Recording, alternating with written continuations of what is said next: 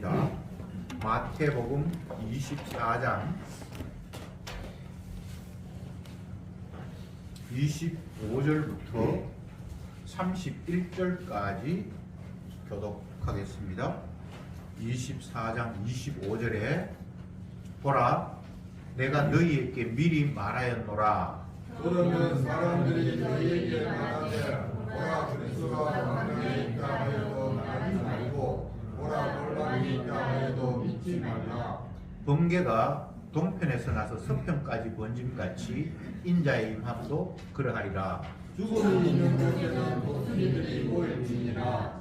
그날 환란 후에 즉시 해가 어두워지며 달이 빛을 내지 아니하며 별들이 하늘에서 떨어지며 하늘의 벌렁들이 흔들리리라. 그때에 인자의 징조가 하늘에서 보이겠고 그때 땅의 모든 족속들이 통곡하며 그들이 인자가 구름을 타고 능력과 큰 영광으로 오는 것을 보리라. 제가 큰 나팔 소리와 함께 천사들을 보내리니 저희가 그 택하신 자들을 하늘 이 끝에서 저 끝까지 사방에 모으리라.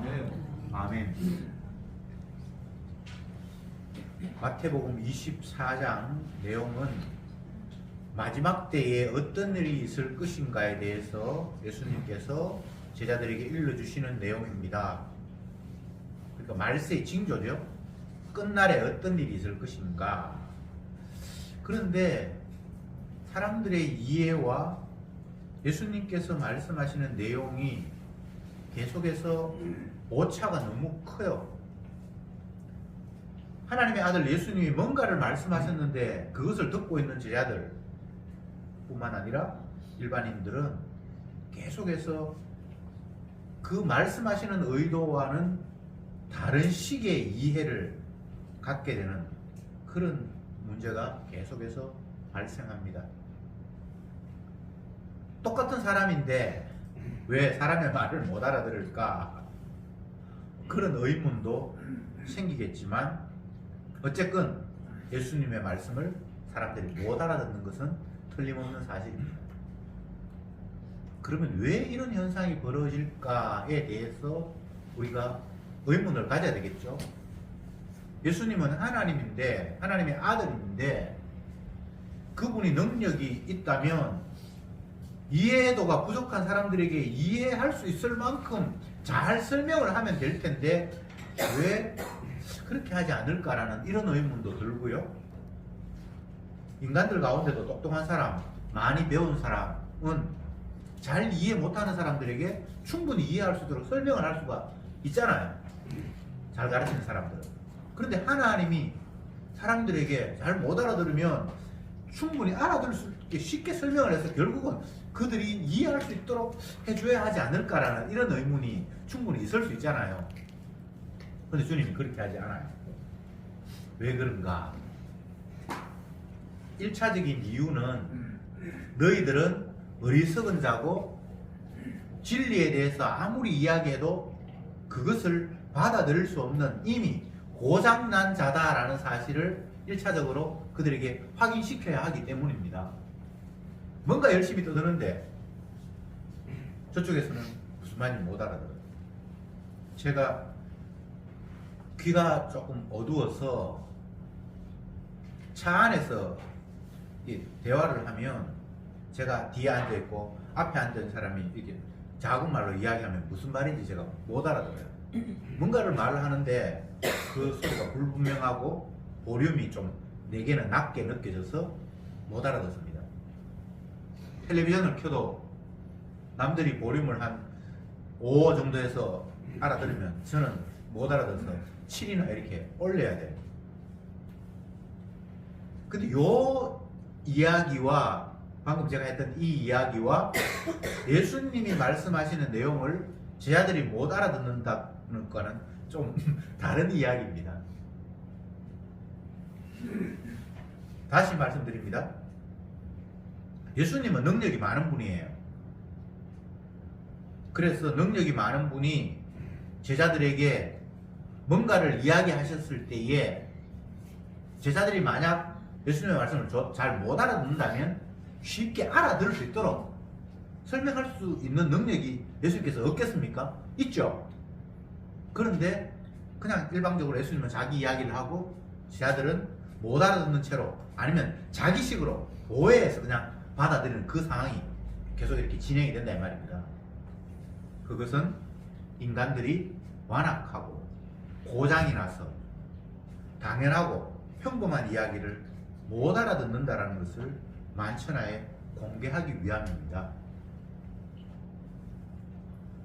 마지막 때에는 이러이러한 일이 있을 것이다. 그 많은 이야기 가운데 이런 게 있습니다. 그때에는 거짓 선지자가 나타나서 그리고 또 거짓 메시아 하나님의 아들도 아니면서 하나님의 아들이라고 하고 이렇게 나타나서 혼란을 일으키고 그들이 혼란을 일으키게 되는 상황이 기적도 행하고 능력도 행하니까 사람들이 하나님의 아들 맞는가 보다 이렇게 생각해서 몰려가서 그 앞에 복종하는 이런 사태가 마지막 때는 있다는 거예요. 우선 마지막이라는 개념부터 우리가 좀 이해를 해야 됩니다. 성경에서는 종말이라고 이야기하기도 하고 이걸 우리를 시리하면 마지막 또는 끝. 이 마지막 때 어떤 징조, 징후가 일어나는데 어떤 징후가 일어나는가 여러 가지가 있습니다만 오늘 본문에 의하면 26절에 그러면 사람들이 너희에게 말하되 보라 그리스도가 광야에 있다 하여도 나가지 말고 보라 골방에 있다 하여도 믿지 말라. 여기에 그리스도가 나타났다, 여기에 메시아가 나타났다 막 이렇게 소문이 나는데 그거 믿지 마라. 그 이유가 27절에 번개가 동편에서 나서 서편까지 번쩍임같이 인자의 임함도 그러하리라. 진짜 메시아가 나타나면 어디 골방에 한 곳에 있다라고 그렇게 생각할 것이 아니라 번개가 치면 사람이 어디에 있든지 다 번개가 번쩍하면서 아는 것처럼 메시아가 나타나면 모두가 다 알 수 있도록 그렇게 나타날 거니까 어디에 숨어있다 어느 골짜기에 가면 만난다 그런 식의 이야기에 현혹되지 마라. 그렇게 예수님께서 말씀을 하셨습니다. 성경을 처음에 탁 펼치면 창세기에서 예수님께서 천지 만물을 창조하시는 이야기가 나오고 마지막 날에 사람을 창조하셨고 사람을 창조하시고 난 이후에 주님께서 선악과를 따먹지 말라. 동산 중앙에 있는 나무는 따먹지 마라. 만약 따먹으면 너희들 죽는다. 이런 이야기를 하셨습니다. 주님이 세상을 열면서 시작과 함께 끝을 같이 말씀하셨습니다. 이걸 축약을 하면 사람들이 하신 말씀입니다. 너희들이 한 번 죽는 것은 하나님이 정하신 바다. 그리고 죽음 이후에는 심판이 있다. 이렇게 말씀하셨습니다. 누구도 여기에서 예외는 없습니다. 뭐 훌륭하게 살았다든지 남을 위해서 봉사를 많이 했다든지 많이 배웠다든지 어떤 조건이라도 이 땅에 태어난 사람은 다 한번 죽는다라고 주님께서 말씀하셨고 그 죽음 이후에 심판이 있다고 주님이 말씀하셨습니다. 그러면 모든 인간은 다 태어남과 동시에 죽음이라는 끝을 가지고 출발을 하는 거죠. 그리고 그 죽음으로 끝이 나는 것이 아니라 그 이후에 하나님이 심판을 하신다. 심판을 하신다는 건 판결을 하신다는 거예요. 네가 지옥 가야 할지 천국 가야 할지 판결을 내린다는 게 주님께서 심판하신다는 표현이에요. 예수님이 이 땅에 오셔서 마지막 때는 이런 일이 있을 것이다 라고 이야기했을 때 사람들 입장에서 굉장히 긴장이 됩니다. 왜? 이제 천지 만물을 지으신 하나님이 이 세상을 이제 다 접고 마지막에 아울과 죽정이를 나누고 천국과 지옥을 나눈다고 생각을 하니까 긴장이 될 것 아닙니까? 내가 지옥 가면 어떡할까? 천국 가야 될 텐데. 모든 인간들이 예수님이 이 마지막이라는 것 앞에 긴장할 수밖에 없어요. 그래서 마지막에 어떤 징조가 있는가를 귀 기울여 듣고 뿐만 아니라 내가 과연 천국 갈 수 있을까, 지옥 갈 수 있을까를 스스로 생각해보고 평가를 하는 그런 분위기 속에 놓여 있습니다. 근데 여기서 마지막이라는 개념 자체가 사람들이 이해하는 것과 예수님의 이해가 달라요. 성경을 보면 예수님이 이 땅에 오심과 동시에 마지막이라고 했어요. 끝이라고 했습니다. 그런데 사람들은 예수님이 이 땅에 오신 그 자체를 끝이라고 생각하지 않잖아요.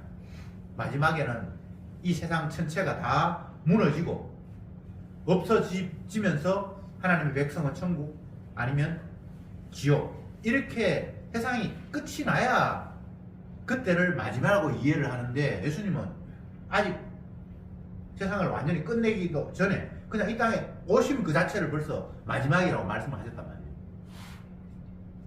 예수님의 오심을 가장 가까이서 전파한 세례 요한은 이미 도끼가 나무 뿌리에 놓여 있는데 좋은 열매 없으면 이제 다 찍어서 불태워 버린다 라고 현 시대의 상황을 이야기했습니다. 이거 완전 종말이잖아요. 이미 도끼가 나무에 옆에 놓여 있고 또 보고 열매가 없다. 그럼 나중에 열매 맺을 게가 아니고 지금 현재 열매가, 아름다운 열매가 없으면 그냥 찍어버린다는 거예요. 그야말로 종말이라고 이야기했잖아요. 예수님 이 땅에 오신 것이. 예수님은 또 다른 이런 이야기를 합니다. 내가 너희를 위하여 처소를 예비하러 가는데 가서 처소를 예비하면 나 있는 곳에 너희도 있게 하겠다. 이게 다 종말에 지금 펼쳐지는 이야기입니다. 세례 요한이 예수님을 그렇게 설명해 놓고 자기가 옥에 갇혔습니다.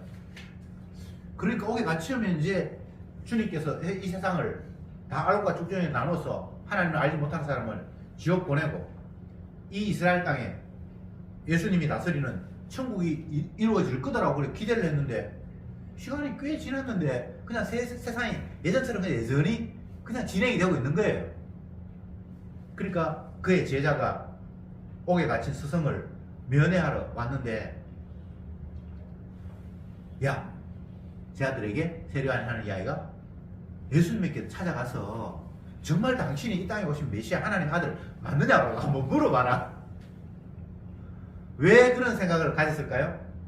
세례요한마저도 마지막이라는 것에 대한 개념에서 지금 헷갈리는 거예요. 자기가 마지막이라고 이야기를 했는데, 예수님이 이 땅에 오셔서 세상을 심판하면 이제 끝날 것이라고 생각을 했는데, 시간이 지났는데 자기 감옥에 계속 있는데 여전히 세상은 계속해서 하나도 바뀌지 않고 흘러가고 있는 거예요. 그러니까 진짜 마지막이 맞는지, 당신이 메시아가 맞는지 알아보라라고 그렇게 질문을 했습니다. 제가 지금 설명드리는 게 어떤 내용인가 하면, 주님께서 말씀하시는 마지막이라는 개념과 인간들이 이해하는 마지막이 다르다라는 이야기를 하고 있는 거예요. 종말, 마지막인데, 성경에는 예수님의 오심 그 자체를 마지막이라고 이야기를 했습니다. 또 두 번째, 십자가 지심, 이것도 마지막이라고 말씀하셨습니다. 마지막에 예수님께서 재림하심, 이때는 세상이 완전히 작살난다. 오심, 십자가 지심, 재림 간의 관계에는 많은 시차가 있잖아요. 지금도 아직 예수님께서 재림하시지 않았잖아요. 예수님이 오셨고 십자가 지신 것까지는 우리의 역사적으로 이제 지나간 일인데, 재림은 아직 아니잖아요. 그렇잖아요, 우리의 이해에서. 근데 성경은 오심도 십자가 지심도 재림도 다 그냥 마지막 안에 뭉뚱그려서 이야기를 하는 거예요. 그러니까 지금 헷갈리는 거죠. 아니, 아직은 마지막이 아닌 것 같아. 그러니까 좀 더 즐기다가 복음에 대해서 관심이 없고 하나님 말씀에 대해서 관심이 없는 자들에게 복음을 이야기를 하면, 아직은 내가 젊어서 할 일도 많고 바빠서 교회 갈 시간도 없고 성경 읽을 시간도 없는데, 내가 조금 여유가 되고 한가하게 되면 내가 교회 갈게요. 이렇게 반응할 사람들이 굉장히 많거든요. 아직은 시간이 있다는 거잖아요. 지금은 바쁜 일이 있으니까 그거 먼저 해놓고 여유가 되면 이쪽으로 내가 관심을 기울이겠다는 거잖아요. 그런 모든 개념들이 인간이 하나님께서 말씀하신 마지막이라는 개념에 대해서 오해하고 있기 때문에 펼쳐지는 일이에요. 다시 본문을 봅시다. 28절에 죽음이 있는 곳에는 독수리들이 모일지니라. 예수님께서 마지막 징조에 대해서 거짓 선지자들이 일어나고 거짓 메시아, 하나님 아들도 아닌데 지가 하나님 아들이라고 하는 일이 일어나서 그 사람들을 많은 사람들 혼란케 하는데 그 거짓 선지자가 막 기적도 행하고 놀라운 일을 행하니까 아 진짜 이건 인간이 아니고 진짜 하나님의 아들이야, 이렇게 많은 일들이 벌어지는데, 그러니까 사람들 유혹 받을 수밖에 없죠. 기적이 일어나니까. 그러면서 유혹하기를 그리스도가 어디 있으니까 모여라, 저기 있으니까 모여라, 그렇게 하는데 하나님의 아들은 어디 골방에 숨어 있어서 이쪽으로 가고 저쪽으로 가는 게 아니라 번개가 치면 뭐 어디에 있든지 다 알듯이 그렇게 임한다. 그러니까 그런 말에 속지 마라. 그러면서 죽음이 있는 곳에 독수리들이 모인다. 여기서 죽음은 시체죠. 시체가 있는 곳에 그 시체 뜯어먹으려고 독수리가 모인다. 이 말은 하나님을 알지 못하는 사람, 그 생명의 세계부터 끊어진 사람을 죽음이라고 하고, 독수리들은 그들을 집어먹기 위해서 마귀들이, 거짓 선지자들이 찾아와서 계속해서 현혹하고 끌려가는 그런 사태가 벌어질 거라는 겁니다. 이게 마지막에 이런 일이 벌어질 거라는 거예요. 오늘날 이 세대를 보면 주님의 이 말씀처럼 계속해서 진리가 아닌 것을 가지고 진리라고 이야기하고, 그게 현혹이 되어서 그게 맞는 것처럼 그게 끌려가고, 이런 일들이 우리 세상 가운데서 계속해서 일어나고 있잖아요. 그 세상이 지금 이미 끝이에요. 우리가 이해하는 끝과 주님 말씀하신 끝이 지금 좀 다른데, 끝이 꽤 길게 느껴지잖아요. 그렇지만 주님께서 말씀하신 것처럼 끝이에요. 종말이에요.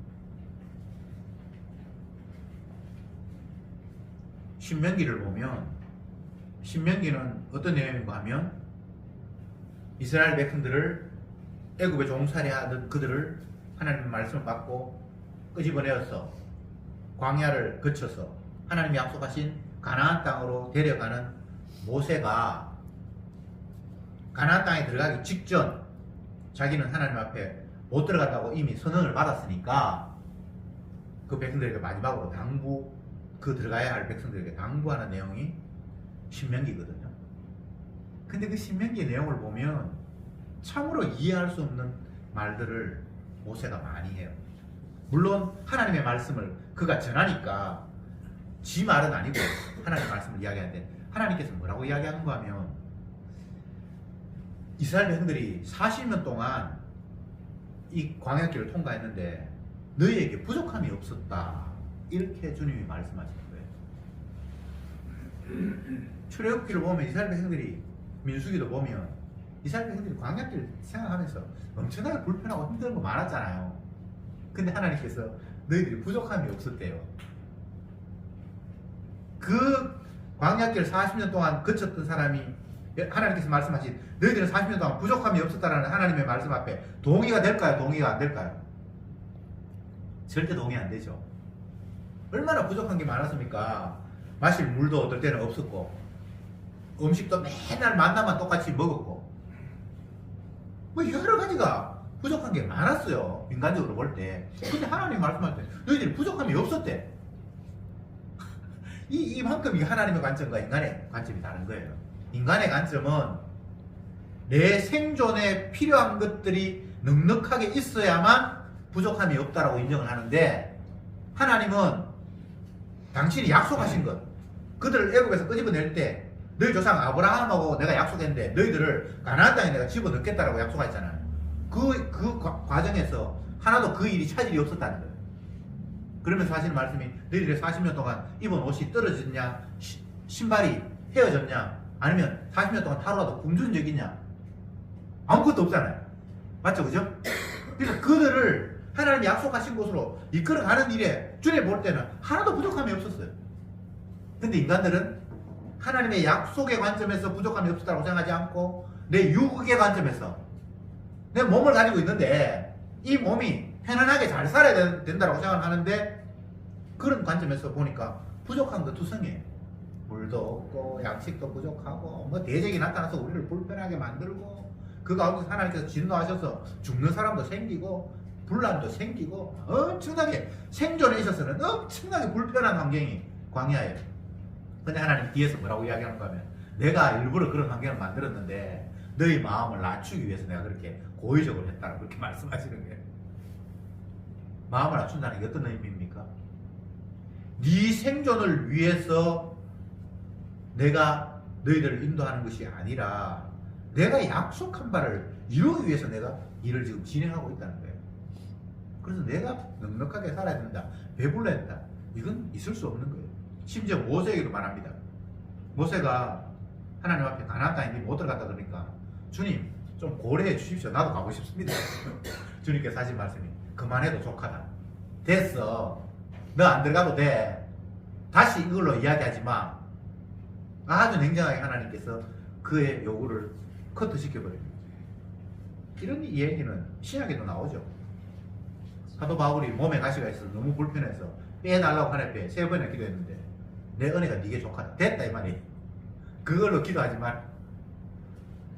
여기가 보면 자꾸 인간의 입장에서는 이게 까시고 불편하고 아니면 그게 들어갔으면 좋겠고 근데 하나님이 족하대요. 됐대요.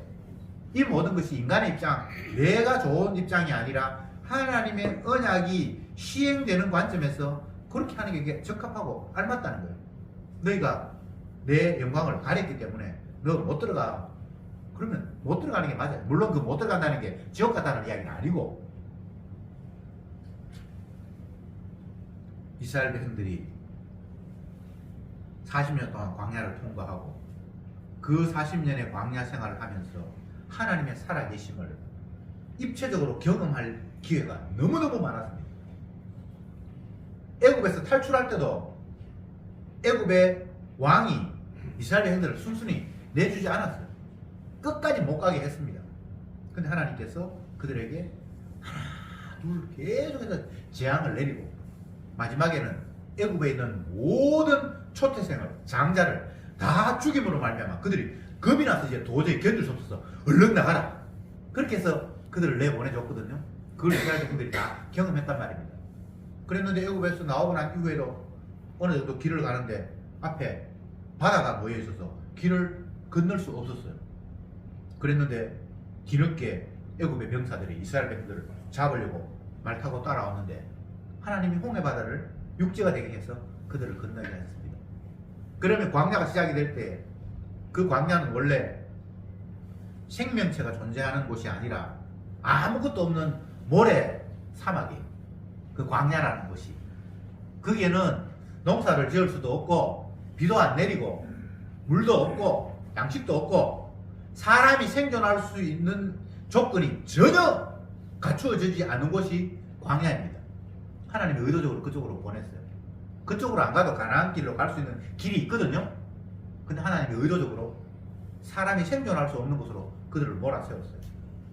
그러니까 당장 그들의 입에서 나오는 이야기가 이 광야에 아무것도 먹을 것도 없고 마실 물도 없는데 우리를 이곳에 보내서 다 죽이려고 너희들이 작정했냐 하면서 모세를 향해서 막 백성들이 삿대질하고 돌 들러서 죽이려고 하고 그렇게 하나님께서 반석에서 물이 나오게 하고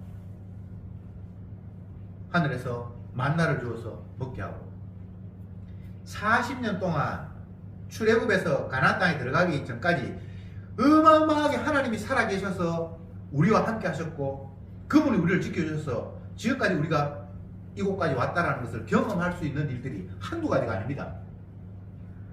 그런데 성경에서 뭐라고 이야기하는가 하면 하나님께서 깨닫는 마음과 보는 눈과 듣는 귀를 주시지 아니하였다 이렇게 해요. 그거 경험해도 하나님의 언약을 믿고 하나님이 살아계심을 못 믿는 거예요. 우상 숭배하고 인간적으로 불안해서 자기 단돌이하고 계속 이런 일이 벌어지는 거예요. 한번 찾아봅시다. 이건 너무 중요하니까 신명기 29장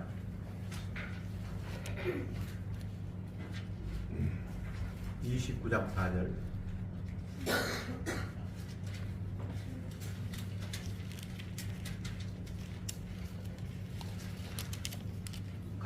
읽어볼까요? 시작.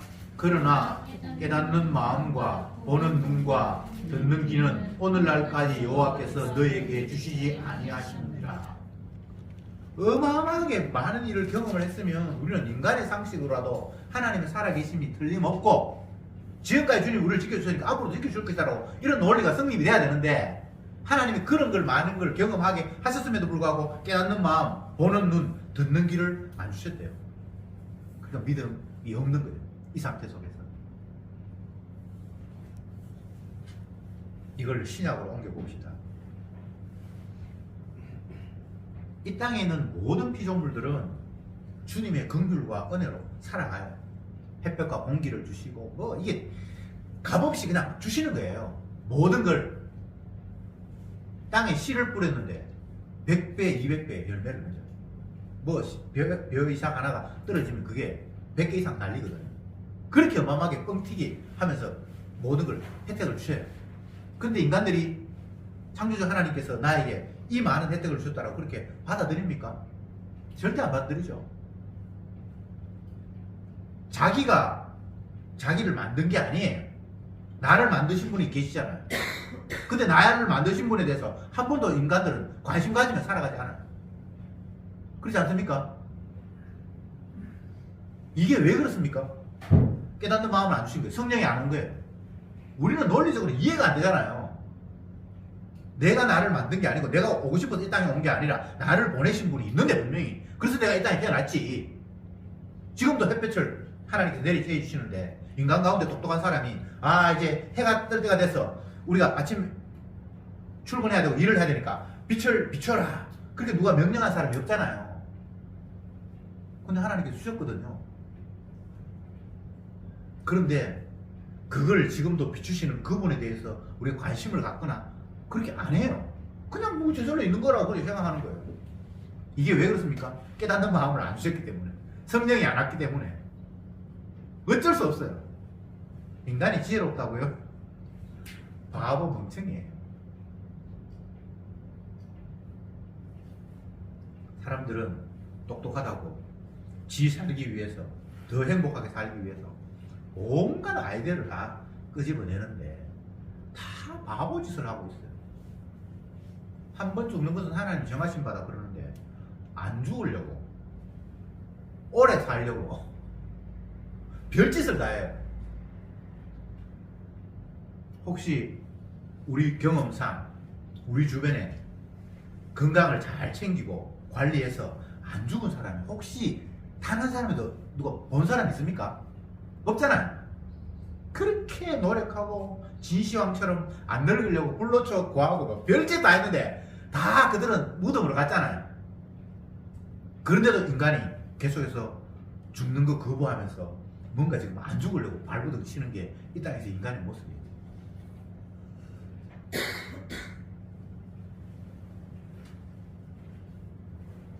29절을 봅시다. 그날 환난 후에 즉시 해가 어두워지며 달이 빛을 내지 않으며 별들이 하늘에서 떨어지며 하늘의 골릉들이 흔들리리라. 이거는 예수님께서 십자가에 못 박혀 죽으실 때도 이런 현상이 벌어졌고 마지막 날 재림하실 때도 요한계시록 보면 이런 현상이 벌어진다고 했어요. 그러니까 막 겹쳐져 있죠. 마지막이라는 개념이 예수님 십자가 달릴 때도 그런 현상이 일어났고 재림할 때도 이런 현상이 일어났고. 아니 왜 해가 갑자기 어두워지죠? 예수님이 십자가에 못 박히실 때는 오전 9시에 못을 박히셔서 오후 정오가 됐을 때 그때 갑자기 성경에 보면 해가 어두워졌다고 했어요. 한참 해가 떠야 되는데 12시 돼야 되는데 해가 갑자기 어두워졌다고 했어요. 그리고 뭐 달이 떨어지고 무덤에서 뭐 잠자는 사람들 일어나고 뭐 희한한 일들이 벌어져요. 왜 주님께서 그런 일들을 일으켰다고 생각을 합니까? 갑자기 햇볕이 어두워져 버리고 하늘에서 별이 떨어지고 이건 지금 우리가 생각하는 안정된 자연에서 질서가 혼돈되는 거잖아요. 우리는 해는 정확하게 떠야 되고 해가 정확하게 져야 되고 달은 그 자리에 있어야 되고 별은 그 자리에 있어야 되고 사람이 죽어서 무덤 안에 시체 놔뒀으면 그냥 그 자리에서 썩어가야 되는데 갑자기 추운 무덤이 일어나고 하늘에서 별이 떨어지고 밝은 대낮에 해가 어두워지고 이 상황을 하나님께서 연출하신 이유는 내가 세상을 주관하고 있지 자연 환경 믿고 살아가는 거 그거 잘못된 거야 라고 주님께서 말씀하시는 거예요. 확 흔들어 버리죠. 모든 환경을. 구약에 그런 일들, 자연 환경을 흔드는 일이 많잖아요. 바다를 가른다든지 전쟁하는데 태양을 머물러라 해서 태양이 안 지고 있다든지 여러 상황이 있잖아요. 그것이 너희들은 나를 못 믿고 세상을 주관하고 움직이는 나를 안 믿고 그냥 내가 만들어 놓은 자연 환경을 의지하며 살아가는데 그거 내가 쭈물락거린다? 그렇게 주님께서 보여주시는 거예요. 바닷물이 왜 갈라집니까? 강이 왜 갑자기 막혀서 이까지는 물이 흐르는데 이쪽에는 물이 없습니까? 그건 있을 수 없는 일이거든요. 그건 죽은 사람이 살아난대. 이거 말이 안 되는 거거든요. 왜 하나님이 그렇게 흔들어 버립니까? 너희들이 생각하는 자연, 현상, 저절로 그렇게 된다는 게 저절로 그렇게 되는 것이 아니라 내가 간섭했기 때문에 그렇게 된다라고 보여주는 거예요.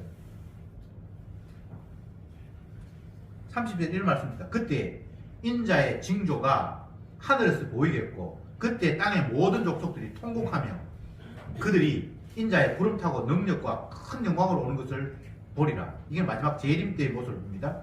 그러면 31절에 저가 큰 나팔 소리와 함께 천사들을 보내리니 저희가 그 택하신 자들을 하늘 이 끝에서 저 끝까지 사방으로 모으리라.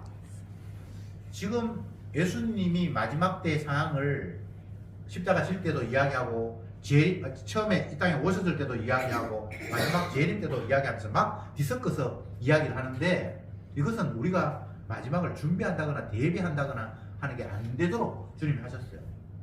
그러면서 구원 얻을 자는 세상 끝에서 다 주님이 다 사방에서 불러 모은다고 했어요.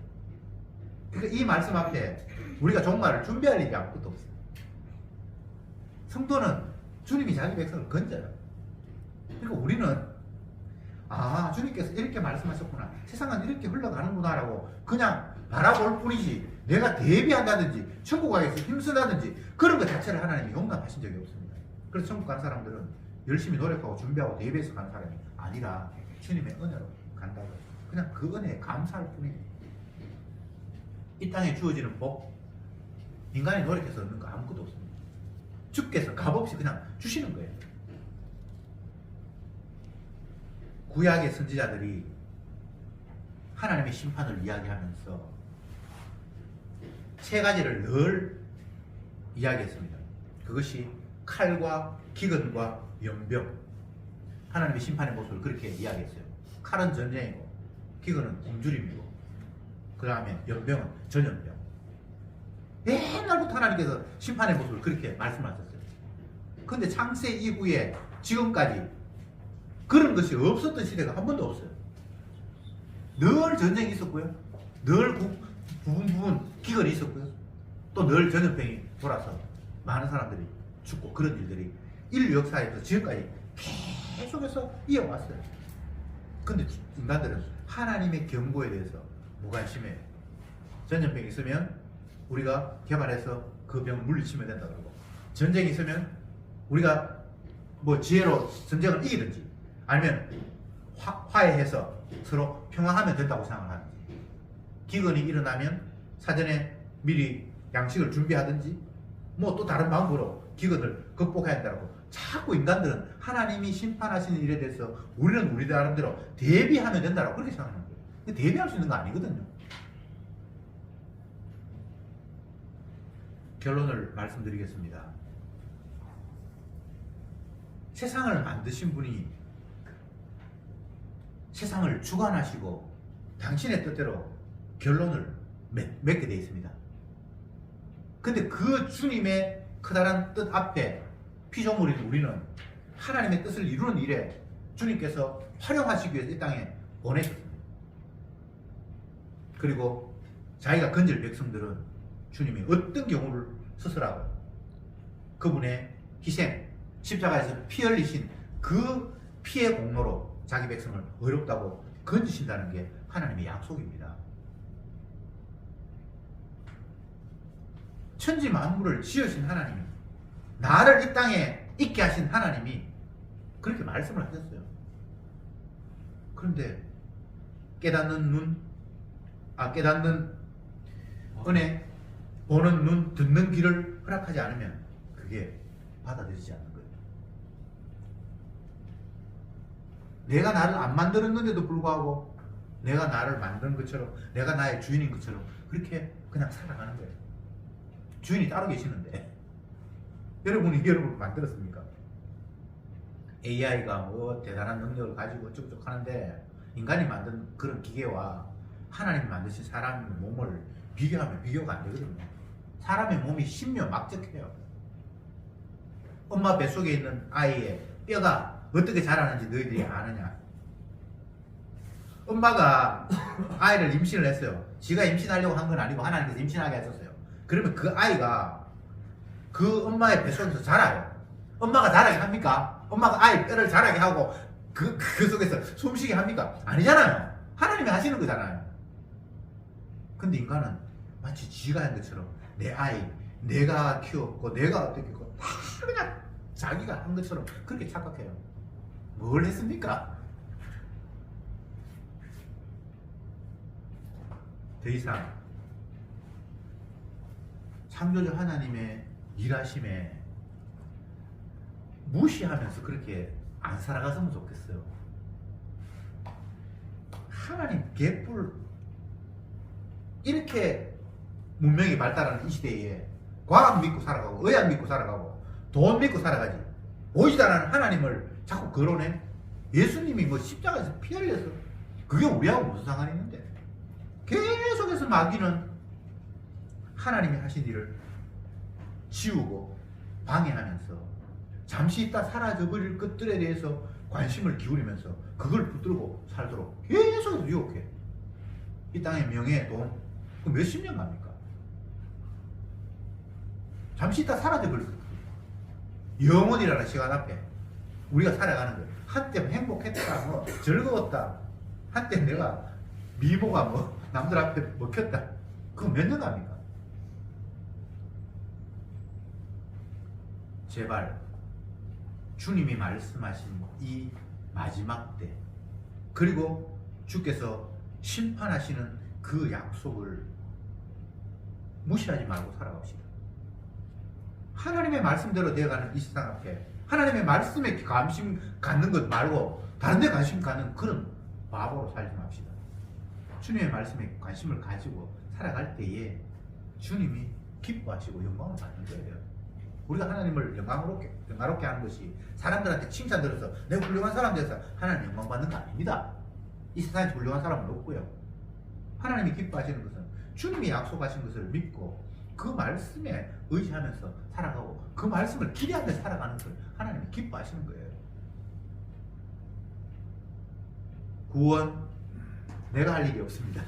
주님이 자기 택한 백성을 하늘과 땅끝까지 사방에서 다 불러 모아 건지시는 것 말고는 다른 방법이 없습니다. 걱정하지 마시고 주님이 하시는 일을 믿으면서 날마다 그냥 감사하고 찬송하는 삶이 되기를 바랍니다. 기도합시다. 주님, 계속해서 사단은 하나님의 약속을 못 믿게끔 엉뚱한 것으로 우리에게 유혹합니다.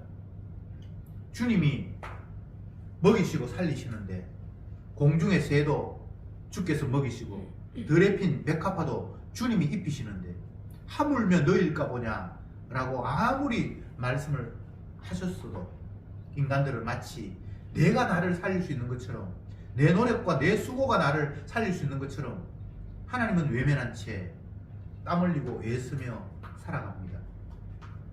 주여, 주가 주시지 않으면 먹을 것이 내 눈앞에 가득 채워져 있다 할지라도 내 입으로 넣지도 못한다라는 사실을 생각하면서 살아가게 하옵소서. 건강을 지키시는 분이 우리에게 건강을 주시고 위를 소화시켜 주시고 숨을 쉬게 하시고 몸을 움직이게 하시고 혈관을 돌리시는 분이 계속해서 우리를 지켜주시기에 내가 건강이 유지된다는 사실을 잊지 말게 하옵소서. 주님이 우리를 살려주신 이유는 나를 만드신 그분을 찬양하고 감사하고 경배하고 영광 돌리기 위해서 우리를 살려주신 줄 믿사오니 살아있는 동안 나를 지으신 그분, 이 땅에 우리 죄를 위해서 오셔서 피 흘리신 그분을 생각하며 찬송하는 자들이 되게 하옵소서. 예수님의 이름으로 기도드리옵나이다. 아멘.